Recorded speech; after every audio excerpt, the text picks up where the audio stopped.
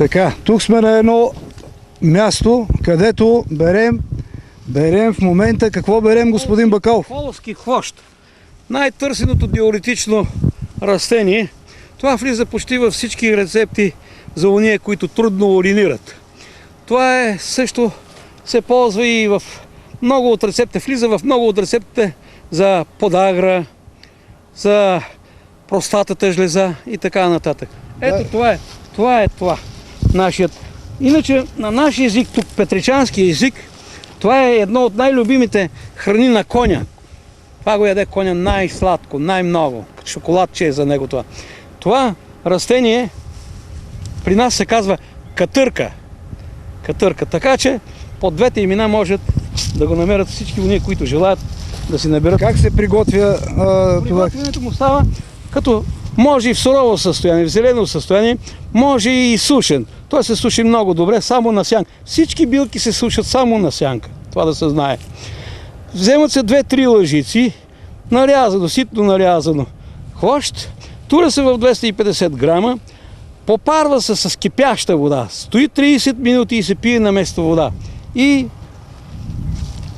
пътищата... Колко литра е водата? Водата е 250 мл. Да, само 3 лъжички се турят и в зависимост от това как идва уринирането. Ако е обилно и ти прече да те вдига и през нощта, което не е приятно, те обикновено при простатата жлеза 3-4 пъти стават някои хора, това е досадно някой, това ще се контролира, ще се само контролира. Всеки, който се самоликува, и отново казвам, пак с съветите на личният лекар, ще се самоконтролира и когато вече усети, че нормално уринира, диурезата му е... Нека да кажем сега, тази билка, кога се пие? Сутрин, обед, вечер?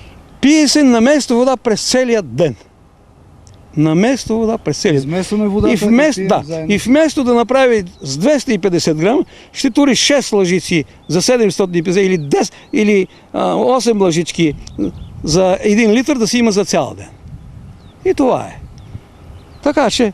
Добре, ако комбинира тази отвара да я комбинира и да пие вода отделно, ще навреди ли нещо? Не, няма да навреди, но... Защото 1 литър е малко сега. Сега, през деня и особено през лятото, препоръката на диетолозите е да се пият от 2 до 3 литра вода. Да. Но уния, които трудно уринират и имат насъбрана вода в корема, обикновено пият фурантрил. Фурантрила обаче не прекарва урината през всички там пътища на бъбриците и така нататък и така нататък. Има някакви отклонения, които аз не знам, защото не съм медик. И тези билки, това заедно с царевичината коса. Тия, дето имат царевичите отгоре. Точно сега започва и царевицата да Да, точно тя започва.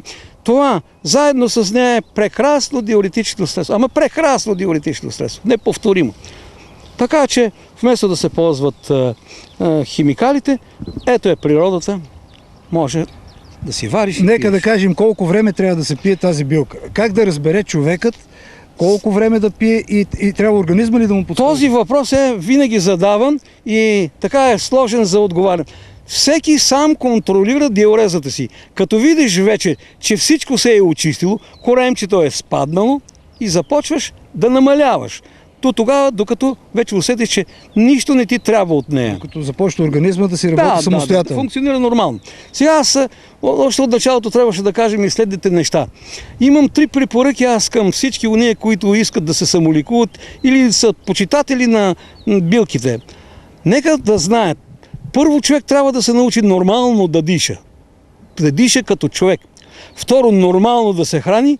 И трето, нормално да спи.